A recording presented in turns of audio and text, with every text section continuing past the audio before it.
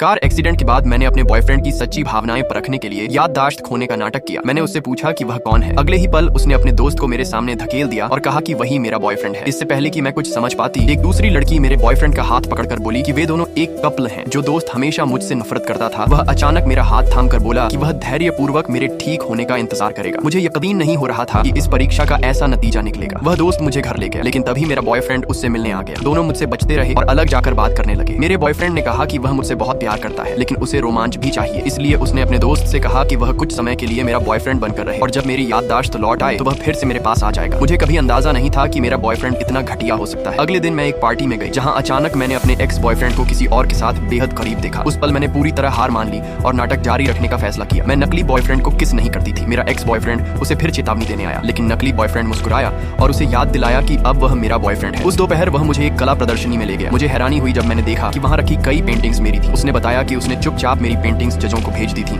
और उन्हें प्रदर्शनी में पहला पुरस्कार मिला था। मैं खामोश रह गई। मेरे ज़हन में अतीत की बातें उमड़ आईं। मेरे एक्स बॉयफ्रेंड ने कभी कहा था कि मेरी पेंटिंग अच्छी नहीं है। भले ही वह सिर्फ मेरा शौक था, लेकिन उसकी बात मुझे बहुत चोट पहुंची थी। नकली बॉयफ्रेंड की सोच समझ और समर्थन से मैं गहराई से भावुक हो गई और खुद को रोक नहीं पाई। मैंने उसे गले लगा लिया। उसने कहा कि अपनी गर्लफ्रेंड का साथ देना एक बॉयफ्रेंड का फर्ज होता है। उस पल मैंने दिल ही दिल में चाहा कि काश वही मेरा असली बॉयफ्रेंड